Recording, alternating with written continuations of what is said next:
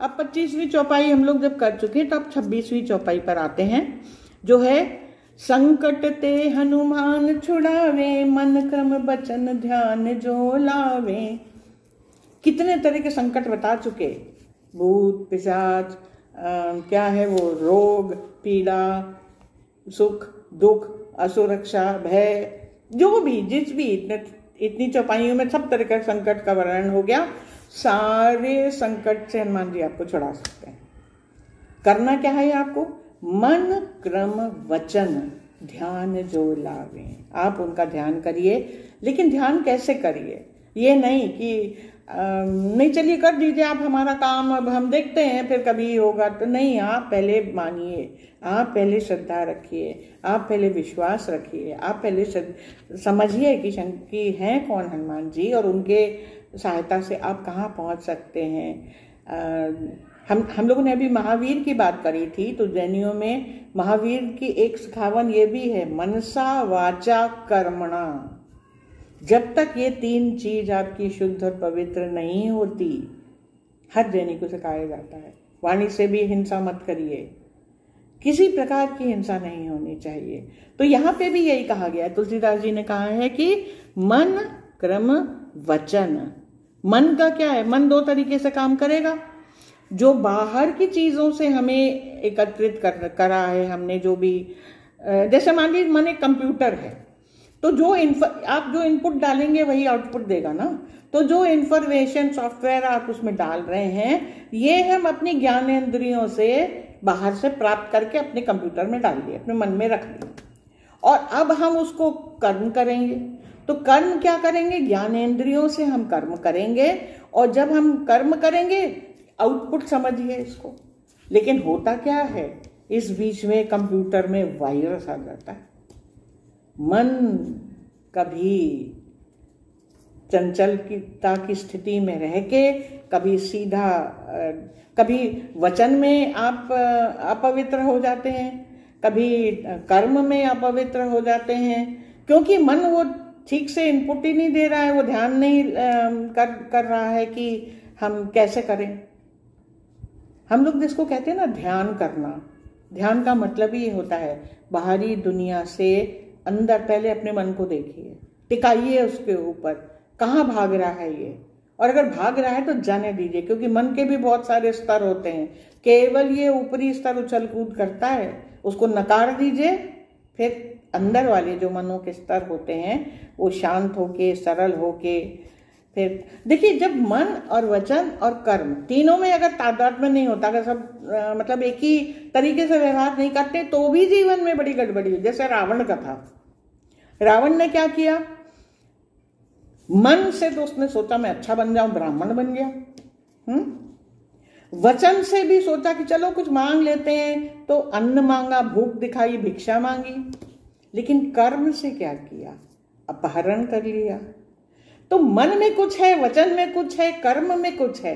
यदि तीनों चीजें आपकी एक तादाद में नहीं होंगी तो हनुमान जी आपका कुछ नहीं कर सकते, क्योंकि उन्हें तो चाहिए कि आप सादगी में रहे, सच्चाई। वो कोई बड़ी बात आपसे नहीं मांग रहे हैं, सादगी में रहे, सच्चाई में रहिए, अपने स्वभाव में रहिए, केवल इतना कि विपरीत स्वभाव की तरफ आप ना जाएं।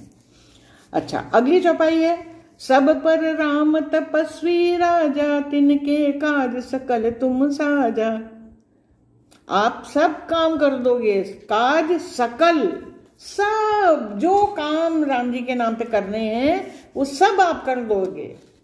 सकल तुम साजा, सजा के सुंदर तरीके से, सरलता से कर दोगे तुम। किसके, जो तपस्वी राजा होगा। देखिए, शर्त ये है, आपको हनुमान जी की तरह का सेवक मिल जाएगा जो सब कुछ आपके लिए कर दे। शर्त ये है कि आप राजा बनिए तपस्वी। तपस्वी का अर्थ क्या होता है, जो अपने तप में, अपनी शक्ति में, अपनी ऊर्जा में स्थित है। वो किसी बाहरी शक्ति के लिए, ऊर्जा के लिए पे आलंबित नहीं होता, निर्भर नहीं होता। देखिए, इस वाली पंक्ति में एक सामान्य मनुष्य के लिए बहुत बड़ा सिखावन है, आज की दुनिया में खास तौर पे, और महिलाओं के लिए खास तौर पे। बच्चे तो इधर उधर इतर उतर सब चीजें अपनी ढूंढ लेते हैं, युवा भी क्योंकि इस नए ज़माने में इतने सादा ओज के और जोश की चीज़ें उपलब्ध हैं कि वो कहीं ना कहीं अपने को वहाँ पे टिका लेता है। लेकिन जो महिलाएं हैं, एक ये बड़ी दुखद सी बात है कि वो अपने आप में स्थित नहीं हो पाती। तपस्वी जिसको कहा गया, ये राजा को भी तपस्वी होना होता है। जो राजा का मतलब जिसके पास सत्ता है, जो जो चाहे सो कर सकता है। लेकिन तपस्वी का अर्थ क्या होता है? आप अपने आप में स्थित हैं। अयोध्या का राजा बनना राम की नियति थी, उन्होंने नियति स्वीकार करी और अपना कर्म समझ के काम किया। और फिर उन्होंने क्या, जब जंगल भेज दिया तो उन्होंने क्या कहा था अपनी माता से? पिता दीन मोहि कानन राजू, मुझे राजा बना दिया है जंगल का। तपस्वी के हृदय में मैं जहां रहूंगा वहां राज करूंगा। राज का मतलब मन का, अपने मन का करूंगा, अपनी शांति के लिए, अपने सुख के लिए, और साथ किसी को नुकसान मुझसे ना पहुंचे, सदाचार में रहूंगा, राजा बन के रहूंगा। तपस्वी जो ना सुख से सुखी है ना दुख से जिसका प्रभाव होता है। आजकल हम जो महिलाओं की बात कर रहे हैं, कभी कभी समाज में देखते हैं तो थोड़ा दर्द होता है, क्योंकि हम लोग तपस्वी तो छोड़िए, हम सामान्य बनना भी नहीं सीख पा रहे हैं। हमें हमेशा अपनी ऊर्जा के लिए, अपनी तपश्चर्या के लिए किसी दूसरे का सहारा लेना पड़ता है। आप जब तक नहीं कहेंगे कि आप घर में अच्छा खुश रह सकते हैं, हम घर में नहीं खुश रहते क्योंकि आपने हमको बताया नहीं। जब तक आप हमारे साथ 24 घंटे लगे नहीं रहेंगे, हम अपने आप में यदि हमें थोड़ी देर भी छोड़ दो तो हमारा जीव लगने लगता है, हमको परेशानी होती है। क्यों? आप अगर अपने साथ हैं तो आप किसकी कंपनी में? आप अपनी कंपनी में है ना। तो आप अगर अपनी कंपनी में खुश नहीं हैं तो दूसरे की कंपनी में आप कहाँ खुशी ढूंढ रहे हैं? आप स्वयं से संतुष्ट नहीं हैं, आप स्वयं को प्रेम नहीं करते। कितने लोगों को कहते सुना है कि हमें तो अच्छा ही नहीं लगता, हम तो क्यों? You are in bad company. मतलब गुरुदेव जी कहते हैं, सदगुरु कहते हैं, अगर आप अपने आप अकेले नहीं बैठ सकते 4 घंटा, इसका मतलब you are in bad company. आप अपनी कंपनी में खुश नहीं रह सकते।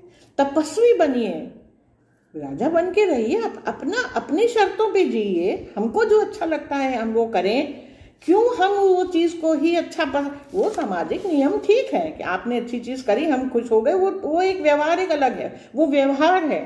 लेकिन हमारी सत्ता इस पर निर्भर करने लगी है आजकल कि दूसरे का आलंबन लिए बिना हम नहीं रह सकते। तो तपस्वी का अर्थ ये होता है अपनी तपश्चर्या में रहिए, अपने आप को इतना संबद्ध बनाइए ना कि आपको अपना साथ अच्छा लगने लगे। तो यहाँ जैसे ये हो जाएगा, देखिए आप किसी दूसरे की चाटुकारिता में रहते हैं तो वो दूसरा आपको प्रेम करे ना करे ये कोई इसकी सुनिश्चित नहीं कर सकते आप। लेकिन अगर आप खुद अपने में संबल हैं, जैसे राम खुद तपस्वी राजा बने तो उनके काज तो हनुमान जी दौड़ दौड़ के कर रहे हैं, उनको कहना भी नहीं पड़ रहा। कई काम तो हनुमान जी चेहरा देख के कर देते हैं। तो हनुमान जी ऐसा सेवक, इतना प्यारा दोस्त, इतना प्यारा साथी मिलने के लिए आप पहले खुद अपने आप, अपने तप में, अपनी ऊर्जा में, अपनी शक्ति में, अपनी सीमा में रहना सीखिए। ये इतना बड़ा संदेश इस वाली चौपाई में दिया है। 88वीं चौपाई में कहा है, और मनोरथ जो कोई लावे सोई अमित जीवन फल पावे। जो मनोरथ आप लेके आएंगे, जो कोई भी लाएगा हनुमान जी के पास, तो कोई, उन्होंने पहले ही कहा जो ये पढ़े हनुमान चालीसा, कोई पढ़े तो जो भी कोई मनोरथ लेके आएगा वो अमित जीवन फल पाएगा, उसको फल मिलेगा जीवन का। अमित माने जो कभी मिटेगा नहीं, अमृत होता है मतलब जिसका कभी नाश नहीं होता, सदा, मतलब सदा आपको जीवन का फल जो मिलेगा, आप जो मांगेंगे वो मिलेगा। मनोरथ, देखिए हमारे शास्त्रों में रथ शब्द का भी बहुत बड़ा महत्व है, बहुत महत्व है। इतना महत्व है, हम लोग अभी शरीर की बात कर रहे थे कि जो ये भूत है, ये जो शरीर है, जो इसको रथ कहा गया, इसको मंदिर कहा गया है। एक जगह ये शरीर मंदिर है, इसके अंदर देवता रहते हैं। तरह तरह के मंदिर हैं, हर घर एक मंदिर है, हर शरीर एक मंदिर है, सब में देवता रहता है। तो उसके साथ साथ एक बात और कही है यहाँ पे, कवि ने कही है, शास्त्रों ने कही है कि ये शरीर रथ है, इसी पे चढ़ के, इसी पे अपने मन को रख के, इसी पे अपनी बुद्धि को साध के, इसी से कर्म करके आप सफलता की ओर जा सकते। और कोई मान्य मार्ग है ही नहीं, जीवन मिला ही इसलिए है। और देखिए रथ का अर्थ इतना सुंदर बताया है कि जिसके पास रथ होता है वही सफल यात्रा कर सकता है, क्योंकि चलने का साधन चाहिए, आगे बढ़ने का साधन चाहिए। और एक बात और ध्यान रखिए, जब ये साधन आपसे हट गया, आप जब आगे बढ़ने लायक नहीं रहे, यदि मानसिक रूप से आप विकलांग हो गए, यदि आप बौद्धिक रूप से विकलांग हो गए, यदि आपकी निर्णायक शक्ति आपसे रूठ गई है, तो ये रथ आपके पास नहीं रहा। और अगर शारीरिक रूप से शरीर छूट गया, जो आप काम ही नहीं कर सके, तो उस भूत को, उस शरीर को कहते हैं अरथी, अर्थी। रथी नहीं है, आप कर ही नहीं सकते, आप कुछ हासिल नहीं कर सकते। अर्थी शब्द का अर्थ ही यही होता है। रथ जब तक है तब तक उसको साधन की तरह प्रयोग करिए, चलिए आगे बढ़िए, दौड़िए, तेजस्वी बनिए, तपस्वी बनिए, क्योंकि जिस दिन ये रथ हटा आप अर्थी हो गए, शरीर वही रहेगा। हम लोग कहते हैं ना, अर्थी उठाओ भाई जल्दी हट, फिर वो किसी काम की नहीं है। आपका चाहने वाला भी उसको अपना ही रख सकता, उसको अगर आप 10 दिन रखिए कीड़े पड़ जाएंगे उसमें। तो उपयोग तब तक है जब तक रथ पे आप सवार हैं। हमारे यहाँ देवी शेर पे सवार होती है, शेर नहीं देवी को खा जाता है। रथ आपका इतना भयंकर, इतना ताकतवर, इतना तेज रथ है, रथ माने उनका वाहन है जिसपे चढ़ के वो चलती, वो भी उनके नियंत्रण में रहता है। तो अब यहाँ पे कौन सा शब्द यूज हुआ है? मनोरथ, मन के रथ पे किस तरीके से आप चढ़ेंगे, कहाँ तक आप जाएंगे, अब क्या चीज हासिल करना चाहेंगे, जो भी मांगना चाहेंगे अमित फल वो दे देंगे आपको, हनुमान जी दे देंगे। ये 28वीं चौपाई में कहा है। अच्छा, फल देकर के वो क्या करेंगे? 3 जगह भेज सकते हैं आपको, या तो बैकुंठ भेज देंगे, या स्वर्ग भेज देंगे, या कैलाश भेज देंगे। कैलाश में क्या है? वहां पे शांति है, वहां सब कुछ है, लेकिन वहां कोई सुख सुविधा नहीं है। और स्वर्ग में क्या है? सब सुख सुविधा है, नाच गाना है, खाना पीना है, लेकिन वहां सुरक्षा नहीं है। इंद्र हमेशा डरे रहते हैं कि अब असुर आएगा, आक्रमण करके ले जाएगा। और बैकुंठ में क्या है?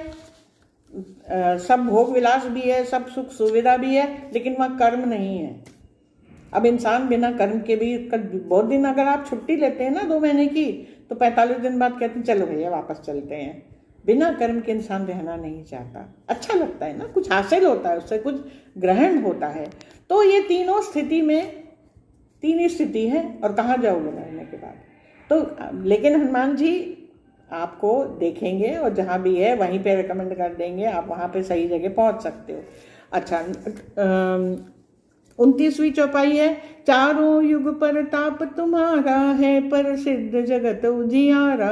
चारों युगों में, कौन से 4 युग हैं आपको सबको पता है? सतयुग, त्रेता युग, द्वापर युग, कलयुग।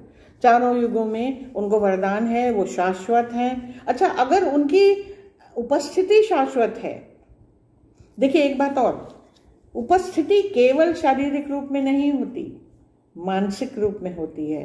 भाव, हम लोग भगवान को भोग लगाते हैं, पूजा करते हैं, और हमारा बनाई हुई खीर प्रसाद बन जाती है, तो भगवान वहां बैठता नहीं है ऐसा शरीर, वो भावनात्मक रूप से वहां होता है। तो भावनात्मक रूप से उपस्थिति होती है। हम किसी बच्चे को याद करते हैं, आज हमने कोई उसकी पसंद का काम किया, और हमें इस बात की खुशी होती, देखो कितना खुश हो रहा होगा कि देखो मम्मी ने आज इतना बढ़िया काम कर लिया। वो नहीं है यहाँ शरीर, उसकी खुशी हमने मना ली क्योंकि हम उसको महसूस कर रहे हैं। तो हनुमान जी सशरीर हो या ना हो ये विवाद का विषय नहीं है। विषय ये है कि वो जितने भी आयाम हैं उपस्थिति के, किसी न किसी रूप में, मानसिक रूप में, भावनात्मक रूप में, आपकी यादों में, आपके विचारों में, सर्वथा विद्वान रहते हैं। उनके विद्वान रहने का मतलब क्या हुआ कि ऊर्जा सब जगह फैली हुई है, हमेशा ऊर्जा रहती है, पूरी की पूरी ऊर्जा उनकी उपलब्ध है, जब चाहें आप उसको ले लीजिए। क्योंकि प्रसिद्ध उजियार, आपका उजियारा, तेज का वर्णन बहुत ज्यादा बार कर चुके हैं हम लोग हनुमान चालीसा में। इतना तेज है, इतना उजियारा है, प्रताप आपको पता है, हमको मालूम है कि आप हैं। तो ये आश्वासन अपने आप को दे रहे हैं, हमें पता है आप हैं और हमेशा आप रहेंगे। आपका अस्तित्व, आपका उजियारा, आपका आत्मज्ञान, आपका आशीर्वाद सब कुछ है। अब 30वीं चौपाई है, साधु संत के तुम रखवारे, असुर निकंदन राम दुलारे। साधु और संत, ये फिर आगे बार विश्लेषण कर लेंगे, साधु कौन होता है और संत कौन होता है। अच्छे लोग, ज्ञानी लोग, इनके आप संरक्षण करते हैं। और असुर निकंदन, देखिए हनुमान जी की कितनी छवियां हैं। हनुमान जी की आरती गाते हैं, आरती की जय हनुमान लला की, कहते हैं ना, हनुमान लला की। लला, लला छोटा सा बालक, बच्चा से इतना प्यार आता है हनुमान जी पे, लगता है कि कितने क्यूट है। लेकिन अगले ही में क्या, दुष्ट दलन रघुनाथ कला की, सौंदर्य है रघुनाथ कला। और कमजोर मत समझो कि बच्चे हैं, दुष्ट का दलन करने में सक्षम है, दुष्टों का संहार करने में। तो इतनी इनमें बल है, इतना इनमें विवेक है, इतना इनका मतलब प्रभाव है। केवल उनके संरक्षण में जाइए और आप देखेंगे कि आपको कितनी प्राप्ति होती है। उनकी ऊर्जा से कुछ ग्रहण करना सीखिए, उनकी शरण में जाइए। हनुमान बहुत सरल है, केवल हनुमान चालीसा मंत्र समझ के बोलिए, हनुमान जी प्रसन्न हो जाते हैं। लक्ष्य यह है कि हमें प्रभु से मिलना है और हनुमान जी आपकी हर इच्छा पूरी करते हैं। तो जय श्री हनुमान। और अभी 30 चौपाइयाँ हो चुकी हैं, अगली बार हम लोग जो बची है चर्चा थोड़ी सी उसको भी कर लेंगे। हालांकि ये तो अनंत है, कहते हैं ना, हरि अनंत, हरि कथा अनंत, इतनी बातें हैं। हम लोग सूक्ष्म छोटी सी बुद्धि में इतना कहाँ तक ग्रहण करेंगे, लेकिन फिर भी आनंद है। आप लोग पढ़िएगा, देखिएगा, आप लोगों को भी बहुत आनंद आएगा अगर हृदय से उसको आत्मसात करके आप जानने की, समझने की प्रयास करेंगे, बहुत आनंद आता है। सो आज के लिए को बहुत बहुत धन्यवाद।